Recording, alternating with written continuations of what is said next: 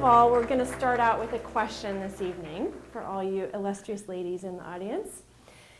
And my question is this: has anybody ever told you you couldn't do something, either taking on a project or a job or a particular career, and said because you weren't what they were really looking for? Anyone told you couldn't do it? Yeah, raise your hands high. Yes, that's kind of the story of my life. I have a very interesting interview to read you that I came across that was the interview that a journalist had pre-World War II with the head of an intelligence agency in Europe. So this would be the equivalent of the CIA. And the question that this journalist asked the head of this intelligence agency was, what do you think of women in intelligence? And this is what he had to say. I take a dim view of women, as agents, mind you. Personally, I'm quite fond of women and attracted sometimes by their very faults. But as the officer responsible for supplying my government with foreign intelligence, I had to regard them as unreliable and insecure elements of the organization to be used only when all circumstances chanced to be favorable or when I had no choice. An agent should be calm, unostentatious, and reticent. Women are emotional, vain, and loquacious. They fall in love easily and without discrimination. They are impatient with the strict requirements of security measures. And my personal favorite, they withstand hardships poorly.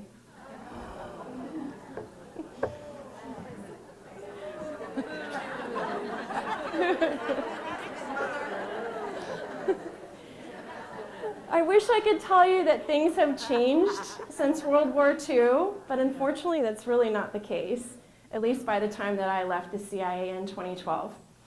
So when I was brought in January 2002, that first whole year was a year of tradecraft training.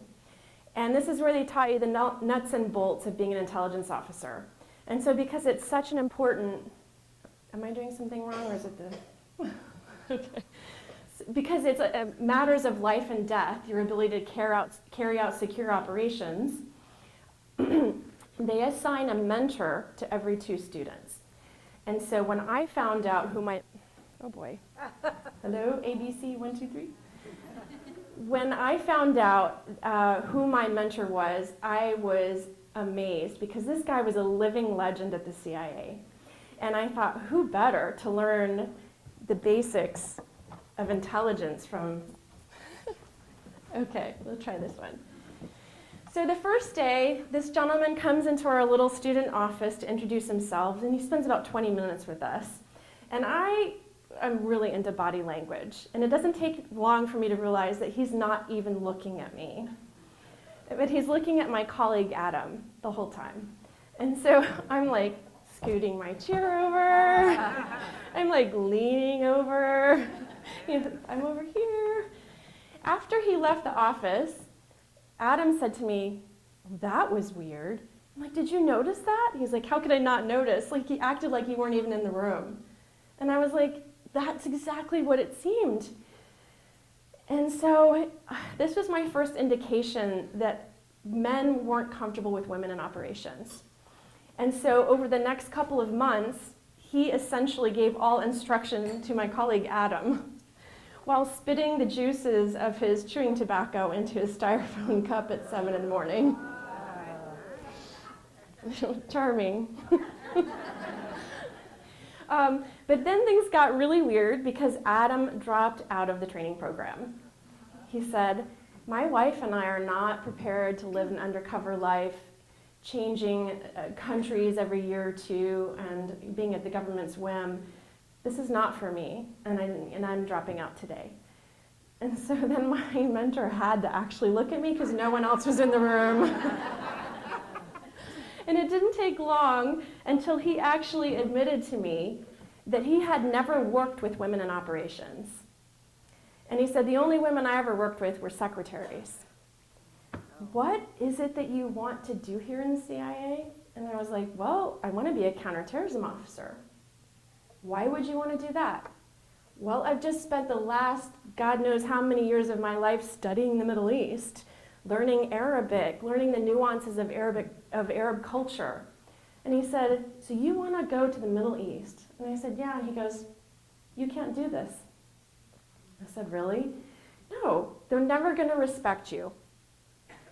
And I thought about it for a second, and I was like, oh man, he's probably right. Because who is it that you're dealing with as a counterterrorism officer? Your job is to meet clandestinely with terrorists or insurgents. And your job is to get them to give you sensitive intelligence that, if mishandled, could get them killed. So fundamentally, that person has to trust you. And so being told that I, because of my gender, was untrustworthy, I knew that ideology, and I thought, he's probably right. So I spent the next several years in the agency carrying this, this load on my shoulders, feeling like I wasn't good enough. And so HR officers had pushed women into one particular role and men into another. And so my husband, who is a native Arabic speaker from Egypt, got the operational job. And I got the one kind of behind the desk, just like all the other women. And so I love that job. It was really cool, thank God. I was very good at it. But it never gave me the opportunity to use my particular skill set or expertise until Joseph and I got surged to Iraq. Y'all remember the Great Surge during 2006, 2007. And no one wanted to go, including us. Well, it turns out that that was the biggest blessing of my life, because it was Iraq in which I finally had an opportunity to get into operations. So a 27-year-old woman who was working for a non-governmental organization was brutally murdered on the streets of Baghdad. She and her PSD, her security team. And so our job was to figure out who ordered this attack and who executed it. And because no one wanted this project, because we were all working like 12, 13, 14-hour days, weekends, holidays, guess who got that job? I did. So I am going to go into these clandestine meetings with our terrorist sources, and I'm thinking about what it is I have to do and all of the liabilities that I have as a female, because they are significant. So I'm preparing for my first meeting with, we'll call him Abu Muhammad.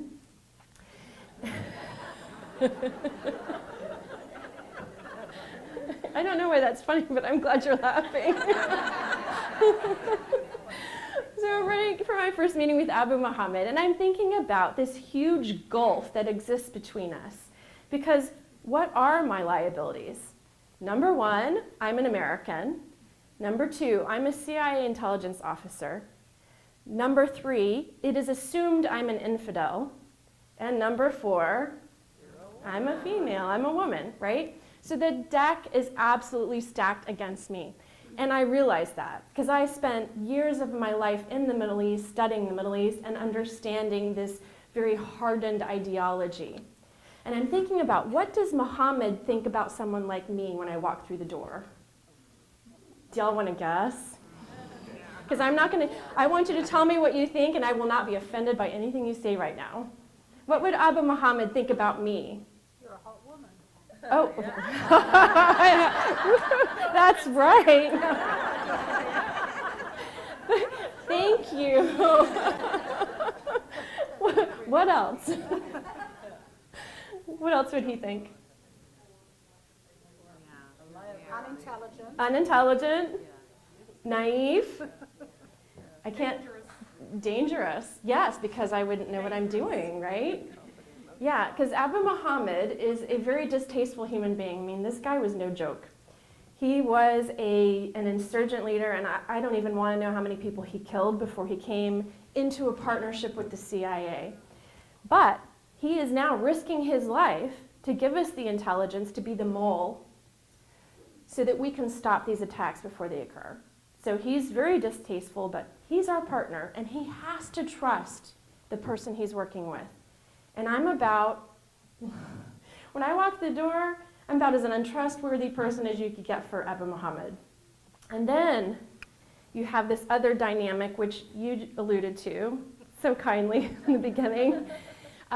For him, his ideas of women and their roles in society is so different than ours, of course. So in his mind, a woman should never leave the home unless she leaves in the care of a male guardian. Her husband, her son, her brother, her father. And if you leave the home, you should be munaqaba, which is just the eyes showing. And you should never be alone in a room with a woman or with a person of the opposite gender with whom you're not married or family. That is haram, forbidden. However, these guys who are holier than thou in public, if given the opportunity, are very excited to do the thing that's haram. Now, it's embarrassing to say that, but this is the dynamic that I was dealing with and I was very aware of after having lived in the Middle East. And so I'm about to go into my meeting, and I take the battery out of my phone so I can't be geolocated or listened to clandestinely. I adjust my paperwork and my notes. I adjust my blazer. I take a deep breath. I am shaking because I'm so excited. And also, I'm really nervous because I know what it is I'm up against. I know Abu Muhammad is smart. Most terrorists are incredibly intelligent, wickedly intelligent. I mean, there's a few dumb terrorists. They exist, but they're not the majority. And so I knew I was going to be dealing with a guy who's just as good at reading body language as I am. So I'm going to be assessing him, and he's going to be assessing me immediately. And I know that if I'm going to walk into this meeting, I'm going to be successful, I have to bridge this massive gap between me and Abu Muhammad, and I have to do it quickly. 5 minutes or less, that's all I got. So I took that deep breath, knocked on the door, opened it, walked inside the room. Abu Muhammad's across the room. He sees me, he jumps out of his chair, and I can see his face. He's like, ah! He's so excited that a girl just walked in the door who's not covered. And I'm like, here we go. So I walk across the room, I stick my hand out, and I go to shake Abu Muhammad's hand. And I have to be very careful to extract myself from his grip. Otherwise, he'd stand there and caress it and hold on to it. Believe me, I've been there. I have to pull my arm out. It's so awesome to get hit on by a terrorist, can I just tell you?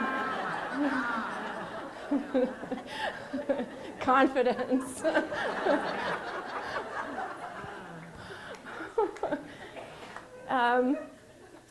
So I say, I know I have to shock him, shock factor, right? Salamu alaikum ya Abu Muhammad, kayfik ya khoya, fursa saida. He jumps when I start speaking Arabic to him. And so I'm like, good. He's knocked off balance, right? Now, because he thinks I have no respect, that I'm down here, I've got to pull myself up here. So what do? I say, Abu Muhammad, I know everything about you. And he's like, you do? I said, yes. I've been following your case. I've read your entire file, and I'm so impressed with the work that you've done in partnership with the CIA. And he says, you do? You have? What? And I said, yeah, and I know that we have saved probably dozens of lives because you put your life on the line, and I really appreciate that. He does not even know what to do. His eyes, his pupils are twitching, his body is twitching. He's thinking, what is going on here? But he's feeling really good about himself, which is really important because terrorists have really big egos. And so what I was doing was I was feeding the ego, and I was pulling myself up to a position of authority.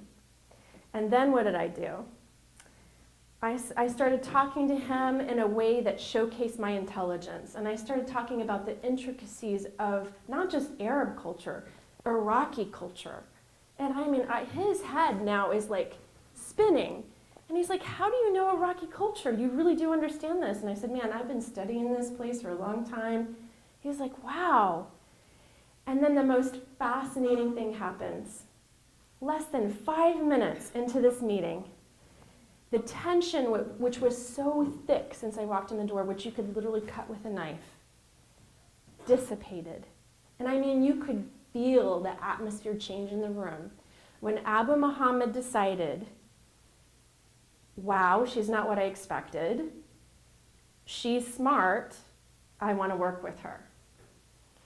And I walked out of that debriefing room that day, and I had a life-changing moment where I realized for the first time that not only was I good enough for the CIA, after being told repeatedly I wasn't, I was actually really good at this job. And so that thing that had been my liability, I had turned it upside down on its head, and I had turned it into my greatest advantage. Now, being a woman made me different, made me unique, made me really interesting to these guys. They would ask for me. They would ask their case officers, Wayne Michele, where is Michele? Is she coming back? I became the person the case officers came to when they had a problem with their case, when they thought maybe their guy was a double agent, or he was fabricating information, or he wasn't giving something up they needed, because they never gave you everything. They would always withhold information. And I became the person that could walk in the room and 20 minutes later get the thing that they've been holding back for 6 months. Why? Because I went into that room, into those clandestine meetings, and I put forward my authentic self, which I had been told wasn't good enough. But at the end of the day, it was my personality, it was my intuition, it was my people skills that enabled me to be an amazing intelligence officer. And that was the turning point for me in my career. And I realized that the CIA had been wrong. My training mentor was wrong. All the HR staff that pushed women into one role and men into the other, they were all wrong. But it took me years to figure that out. And I wondered how often we as women hold ourselves back, either because we're intimidated or someone has outright told us we're not capable of doing something. I know I was doing it to myself all the time, and at that moment I decided I am not doing this anymore. I'm going to go after the career that I want here in the CIA. And then I got to do some really, really interesting, cool stuff. So that takes me to another fun story, which goes back to training. You are all familiar, there is a training facility in this general area for the CIA, maybe? If not, you just learned something new tonight. But one of the training exercises that they gave us was ambush training. And you could not go to a war zone or a pseudo-war zone without this training. God forbid, either a terrorist or a criminal tried to stop your car and either shoot at you or whatever, you'd have the skills and the knowledge you need to, if there's a way to get out of it alive, to enable you to do that. And I'm going to explain to you what this is, and you're going to be amazed, and you're going to think, wow, you people at the CIA, you have to train each other on this? You must be really dense. So this is the concept. The location where the terrorist initiates the attack is called the X. And so this is the area, for whatever reason, the way that the land or topography is or whatever, this gives them the greatest advantage against you. And so the idea is that you have to do anything possible to get off the X, because this is where you're vulnerable. So if you're in your vehicle and your vehicle is operable, you drive off the X. But if your tires are shot out, roll on your rims off the X. I actually had colleagues in Baghdad that were in the middle of a firefight, and they rolled on their rims 1.5 miles back into the safe green zone. It worked. And they had a level 6 armored vehicle, and so they were okay. But if your vehicle is no longer operable, then you have to get out of your car and you have to run. And again, I know that sounds really basic, but sometimes people run into the direction of their attackers. So the idea is you've got to be clear-headed in that moment and say, what's happening, where's the attack coming from, and how do I respond appropriately? Do you all remember Anders Breivik, the Norwegian terrorist who carried out an attack on a youth camp several years ago? There was a fascinating interview of him in a jail cell. Anders Breivik said, "I was really fascinated by the fact that when I held the automatic weapon up to these teenagers, they froze. I thought they were going to run into the water and swim away, and I kind of wanted them to do that. But they were so scared that they froze in place and they let me shoot them." And I think 70 young people lost their lives in that attack. And so what happens is when you're overcome with fear, you have 3 potential responses: fight, flight, or freeze. And so you have to do anything but freeze. So this was the exercise. They geared us all up and they put us in a jalopy car and they sent us into the woods. There's nothing around, just woods and a dirt road, and said drive at like 30 miles per hour, until something happens. Don't know what that could be. So I'm sitting there and I'm having a premonition, because we're women, right? So you kind of feel things before they happen. I look at my door and I'm like, I try the door. It is sealed shut. I was like, crap. So I'm never going to get out this door. And I look over at my other colleague, and he is feverish and sick. And I'm like, what are you doing here? He's like, gotta get through this training. I'm like, okay, well, he's not going to move fast. So I bet what's going to happen is I'm going to have to crawl over the center console and get out either the right or the left, driver's seat or passenger seat. Okay, I can see what I need to do. Got it. So we head off into the woods, and my heart is racing, and I hate these exercises like nobody's business. I hate them. But you got to do it, so you do it. And then suddenly, about maybe a mile down the road, thump, thump, thump, rounds hit the car. And these are simunitions, so they're not real rounds, but they sound like real rounds, and if they hit your body, they bruise you up pretty badly.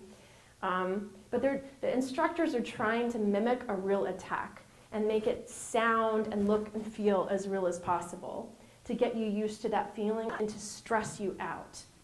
And so someone in the car yells, "Contact left," which means the attack is being launched from the left-hand side of the vehicle. Critical intelligence in this moment.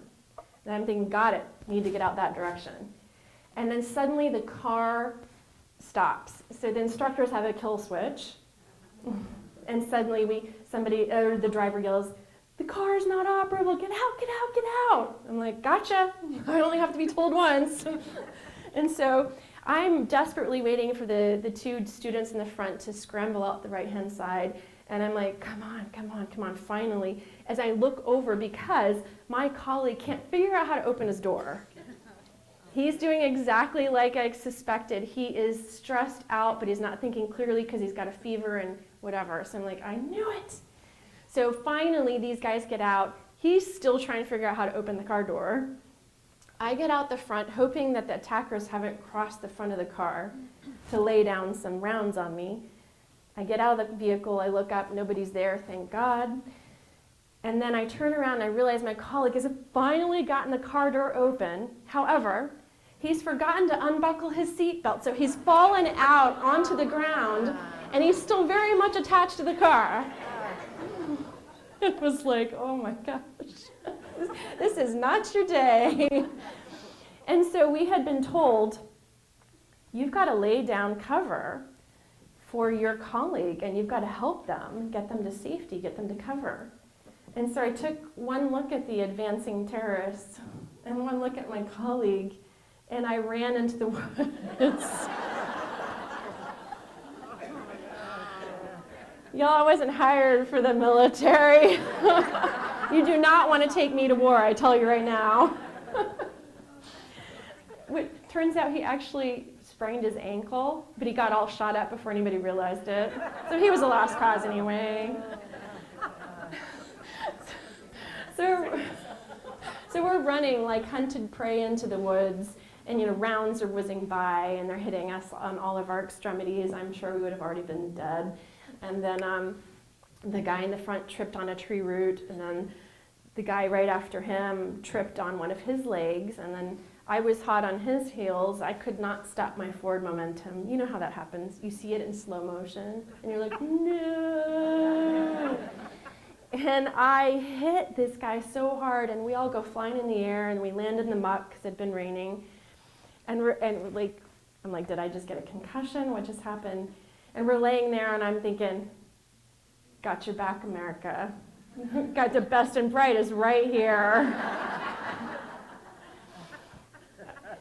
So as much as I hated that training scenario, I actually had to use that in the field, in the first country in which I was deployed. And that was a two-year posting in a place that's called one of the kidnapping and carjacking capitals of the world. So it was not a joyful posting, I can say. I won't necessarily get into that right now, but that whole book, that whole story is in the book. But I thought I was about to get kidnapped and sold to Al-Qaeda, so that was awesome. And so really what I learned from that ambush exercise is some real life lessons. And that is, so often we think that we look at others and we look at how well they're doing and we think, wow, Michele, you went from Central Florida into the CIA. You must be really something. But what that really was a series of baby steps that I took, and I only knew one step at a time. I didn't have the path laid out in front of me like Dorothy in the Yellow Brick Road. That is not my experience. Literally, God revealed one step only at a time to me. And oftentimes we get so overwhelmed with doubt or intimidation or concern whether we can actually accomplish our objectives, whether we can do this job, or whether we can take on this project. And sometimes we freeze in place because we're not sure what to do. I don't know about you, but I consider the 100 possibilities and I get stuck considering all of them before I want to make a decision. And so oftentimes we don't get places in life because we freeze. And the whole point of this is to remind you that sometimes you can't drive off the X, you don't have the energy. Sometimes you have to run off the X. If you can't run, you walk. And if you can't walk, you crawl. And sometimes it's just taking one step at a time that will get you where you need to be. And don't worry about those great leaps. You're not going to Jackie Joyner Kersey into the CIA. But it's those baby steps that really do make a difference and will often take your life in a direction that you never imagined, just like it did for me. So on that note, I want to encourage those of you who are used to getting off the X that it's our responsibility to help other people recognize their ability to get off the X and when they've frozen, and to encourage them and to speak positive words into their lives and say, do you realize you're standing squarely on the X and we've got to get you to move? Oftentimes it was my husband who did that for me, or it was my mother or my father that did that for me. And so we can all be that to someone else. And at this point, I think we can open it up for questions. And if I can't answer your questions about the CIA, I'll let you know, but here's your chance.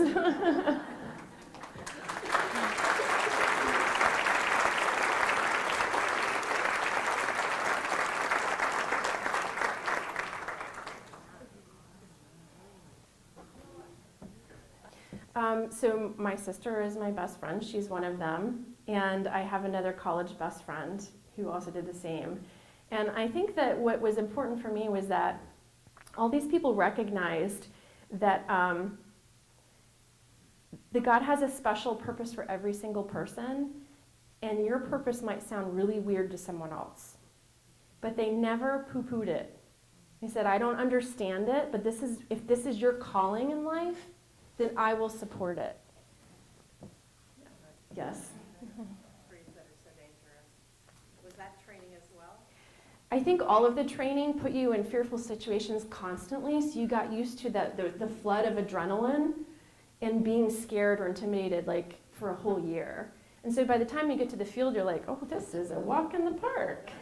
You know military, right? How many people here are connected in some way or served in the military? Then you know they put you through boot camp so that when you get into the field, you're ready to go. And so I think that by increasing the difficulty of those exercises and turning up the heat, it taught you how to deal with greater levels of stress. And so I guess my ability to cope with a lot of stress is pretty off the charts by this point in my life. But I think it's a great question.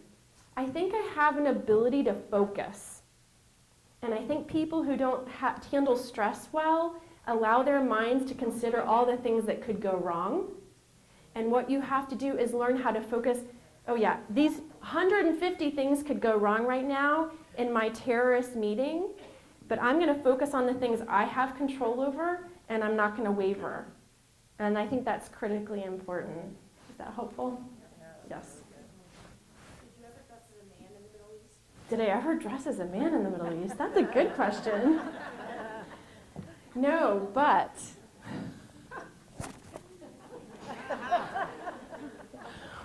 our first posting, we arrived on the weekend. No one told us that their weekend was totally different than the United States, and that a terrorist threat had been issued against Americans and Europeans, and so we weren't allowed to go anywhere. So, and our house wasn't ready yet, so we were thrown into this really horrible hotel that had horrible food, and so Joseph and I are like, we're not sitting around here. We're going to go into the old city. And so we're going to explore our surroundings. And so we wandered into this old city and almost immediately started seeing this spray-painted thing that said, "Death to America, death to Israel, curse all the Jews." And I was like, "Joseph, do you see that?" And he's like, "Yeah, that's awesome." He's like, he actually started speaking to me in Arabic. He's like, "You're blind and mute right now. I don't want to hear one English word come out of your mouth." So I walked along and I would just say, "Nam, nam," like yes, yes in Arabic. And he spoke to me like in this really guttural Arabic.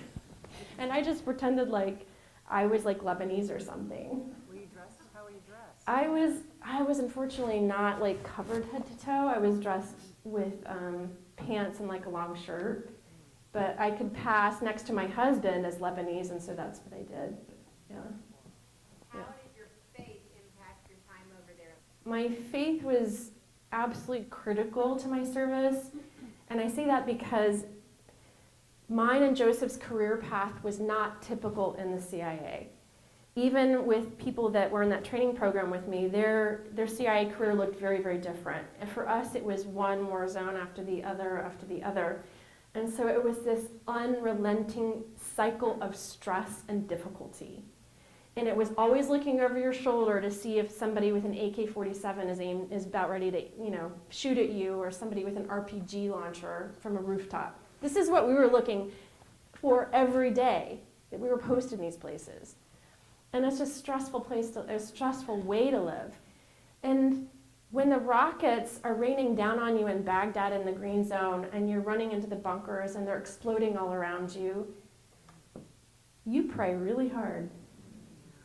And there were moments where I would actually call my parents and it was unusual, but I started crying one day because we lost a colleague. And we had already run to the bunkers like 5 times that day, and I had had my fill.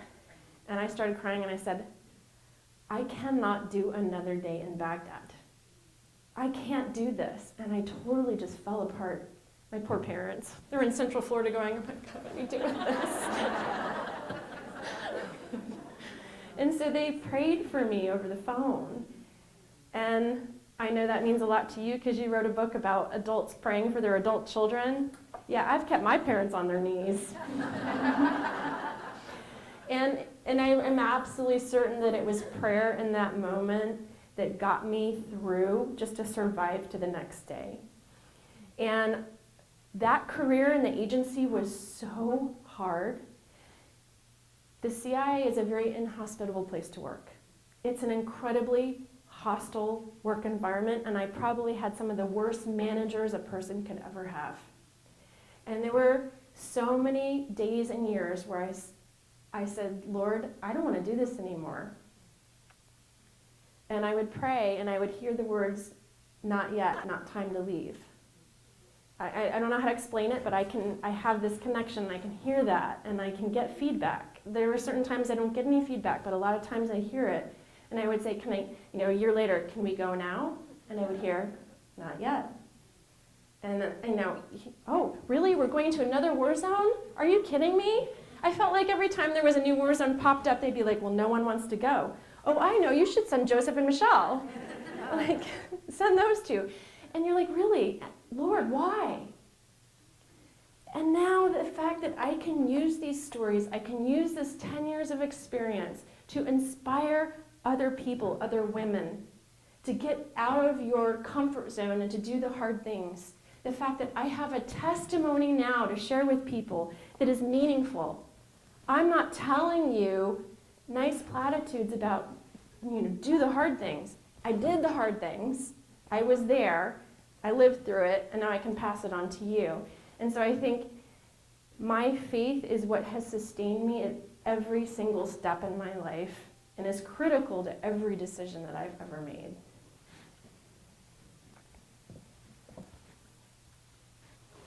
How difficult was it for you to enter back into American society? It was really hard. Is that the Academy Awards telling me my time is up?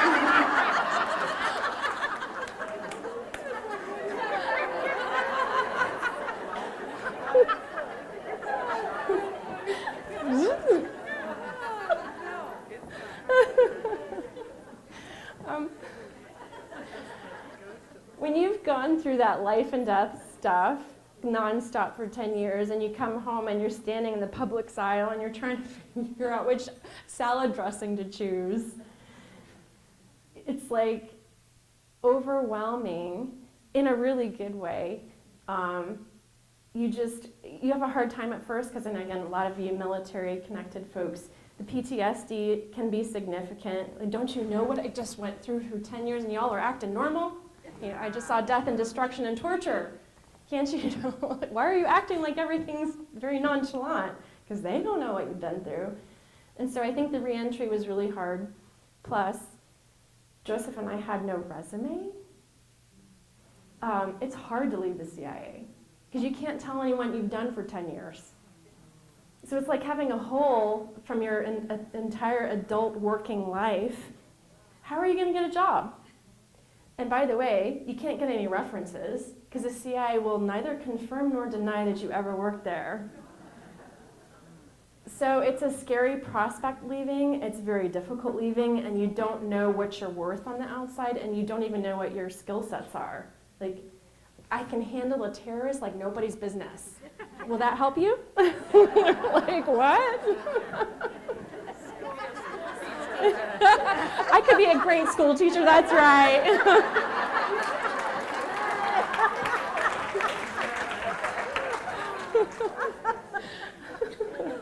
That's a great question, thank you for that.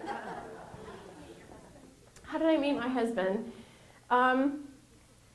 So my husband is a Christian from Egypt who was denied a university education in Egypt, which is supposed to be free for all. And he had spent a year volunteering in the United States, called Missionary to America. And this church in Central Florida heard about his situation and worked with a Christian college and got him a full tuition scholarship to come to the United States. And it changed the course of his life. You think little things don't matter? That one youth pastor in that church said, I have to do something. And she didn't even know what the outcome would be. And because she went out of her way and got off the X, she got him a full tuition scholarship. And the fact that that young man who's from a part of Egypt from which the roots of Al-Qaeda come from, could come to this country, not only get his education, become American, and then serve as a counterterrorism officer, again, you can't plan those things. Somebody bigger than you is planning those things for you. Now, he's a very proud American. Yeah. Yes. Do you think you would have stayed in the CIA as long as you had without your husband with you? I don't think I could have done it not married. I don't know if I'd have been strong enough. Yeah. she asked if I would have stayed that long in the CIA without being married. And I mean, there were some single women who did it. They were very, very strong and very determined, but I'm not sure if I could have done it alone. Yes? You had mentioned you started in 2002, so like 17 years ago, and when you were in training, your mentor obviously had some big notions. Yeah, so have things changed since my training mentor thought we should only be secretaries? I haven't talked to any recent trainees, so let me say that first. So I don't have updated intelligence. But knowing the CIA and having talked to women who served in the 80s and 90s, a lot of what you see these days with like the current director of the CIA being a female, it's window dressing. Because a lot of these folks are bureaucrats and administrators, which is very different than being an operator in the field. And specifically an operator in the Middle Eastern field. So there's still, I believe, because I just saw it so deeply entrenched in this culture, that you can't do this job because of the female aspect, because these guys are pigs. Well, what they didn't take into account was that I knew more about the Middle East than any of my male colleagues. I walked in that door and I had a master's degree in Arab studies. I traveled all over the Middle East. I studied abroad in Cairo. And the guy sitting next to me is like, what's the difference between Sunni and Shia? Really? And you're telling me he can do a better job? So I would just, my request, my dream is that people can be judged and assessed for exactly what they bring to the table, regardless of gender or background or whatever that is.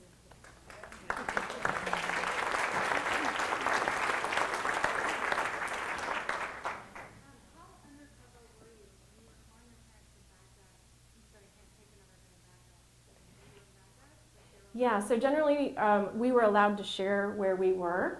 A little bit different than what you might be familiar with, like special ops guys that can't tell anyone which part of the world they're even going to.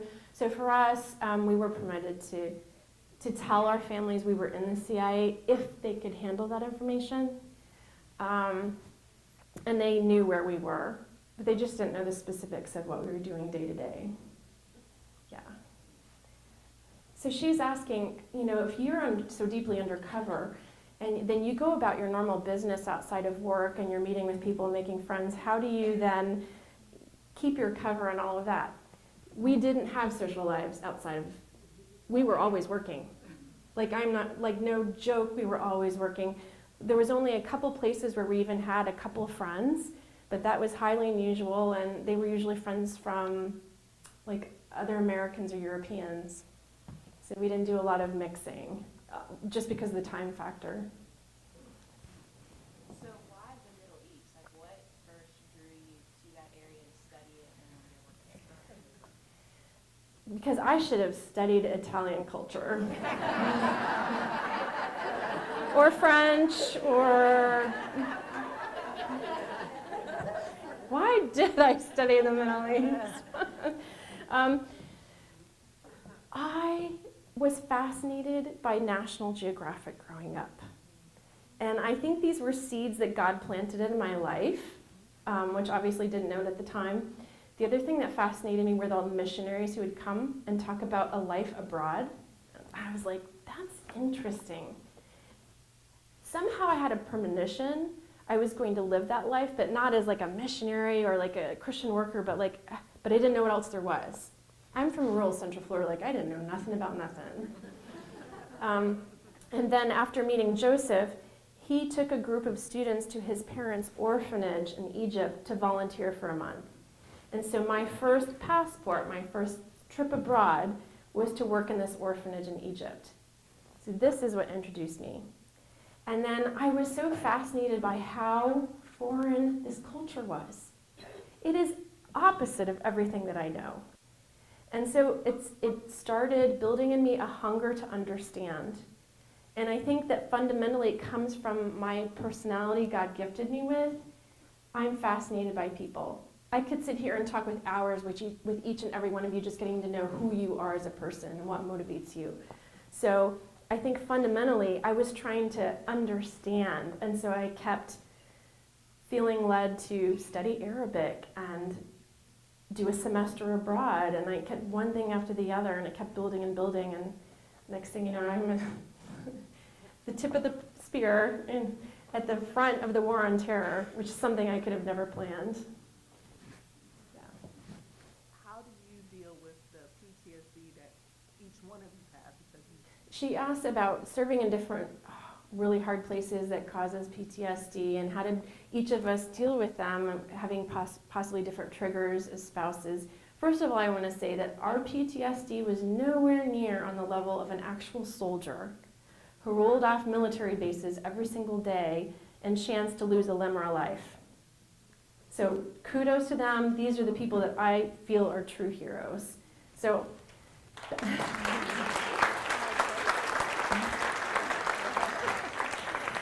So I feel like I shouldn't even be talking about PTSD, but I think it's important to know that when you've been dealing with such heavy matter, I mean, and the amount of you just said stress, and the intense stress, like it does things to you. And if you don't have proper outlets, which we didn't have, besides your daily workout, which was the only way you could physically keep going for 14 hours, it wears on your marriage. For sure, it's stressed our marriage. And then you've got to be able to find some way to bring it back home and focus on the people who love you and your faith. I think there's no one recipe. You just kind of like figure it out. And I'm very grateful to have the supportive infrastructure of people who let you tell your stories, because I think the more you tell your stories, the more healed you feel. Does that answer your question? Yeah.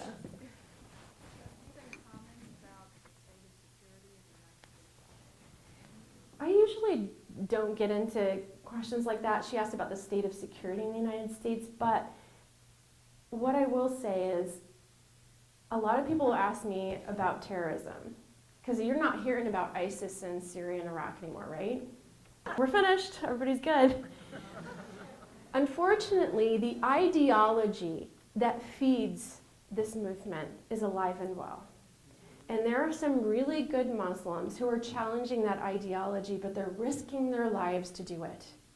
There literally is one of the best Islamic thinkers in the world is based in Egypt, Islam al-Bahiri, and he's challenging the roots of this fundamentalism, which are deeply ensconced in Islamic thought. And he's been put on a kill list. So until that ideology is addressed by Muslims, because we can't do it as Christians, it's going to keep feeding a movement. One day it's called Al-Qaeda, the next day it's called ISIS, and tomorrow it's going to be called something else. So at the fundamental level, my husband and I, every time we hear that the war has been won, we just look at each other and go, well, till the next round. Yeah. It's unfortunate. Yeah. Yeah, so there's a significant amount of risk at coming out and dropping cover. And so my husband and I had to discuss this. And we both felt we had a spiritual calling to share our story, to inspire others. And so the risk versus reward is always the question. So I have to be very careful. I have to have security at a lot of my events. I have a TED Talk in Central Florida on Friday. I have to have serious security there. I wasn't worried about you. Y'all got my back. I am not worried about that. There's always a chance of a lone wolf coming after you, but when you think about what we've already been through in our lives, which was far more difficult and far more dangerous than what we're doing now, but we have to try to remember to be kind of aware of our surroundings and vigilant about our security. How does it transfer out? Like once you quit, how did you transfer? We met someone who was looking for advice in the Middle East for his company, and he had worked with former military and intelligence people before, and so he fact-checked, like he found out we were what we said we were, and he didn't ask us anything else. He's like, I've had a conversation with you about your knowledge of the Middle East. I trust that you have the expertise I need, and I'm going to help you get on your feet. That was like an enormous blessing. I still thank that person. So. What is the average career of a person as an operative? So I think it depends on generation. So like my parents' generation, you got in and you stayed in your whole life, right? Your whole career. My generation, a little bit unwilling to take such a hostile environment. So it was anywhere between a couple people left after training. Some got through 5 years. We got through 10. Maybe there'll be a few to get to 15. Millennials are definitely not put up with this crap. Which is a good thing, because maybe it will force a change. Maybe that will force a change, or maybe not. But fundamentally, if you don't have continuity, you're not going to have the expertise you need to be strong in security and intelligence. So, yeah. The question is, what's the response been to my book and coming out publicly as I have? I'm dying to know what a lot of my colleagues think, and I can't get in touch with them. It's up to them to reach out to me, because I don't want to blow their cover. So I just have to wait. And so every now and then I'll get a message through my website that says, Michelle, it's me. And I just got a hold of your book, and they're usually very warm and supportive, and you know, because they have their own stories of CIA life. But it's a place that everyone's kind of trying to get out of, because it's such a hostile place. So a lot of them are like, help. Why is it so hostile? Anything that's secretive and has minimal oversight is going to create a bad culture. Yeah, I think that's the bottom line. Yes. So how did you go from high school to college, or where you went to college, to CIA? Did you read that in the paper? How did you get Yeah, I mean, growing up, I didn't even know the CIA was like a real job. I didn't know that existed. But I got a political science degree, and then I went to Georgetown and got a contemporary Arab studies degree. And it was while I was at Georgetown that the CIA came and did recruitment sessions there. And I threw my resume into a big pile, like 500 resumes, and then was really shocked 3 weeks later to get a call from a recruiter. So that started the process. And it was a long and ugly process, which is all spelled out in the book. If you think you've been rejected and you think you're alone, you need to read Breaking Cover, because it was a very long and difficult road into the CIA. Yeah. With it all said and done at this point, would you do it again? Would you trade it? Or are you... I wouldn't trade one moment, because I can see now, looking back, that everything was ordered and was on purpose and for a purpose. As you're going through it, you're like, what? Why? I don't understand. But I think what's really important to point out is that I never got angry with God.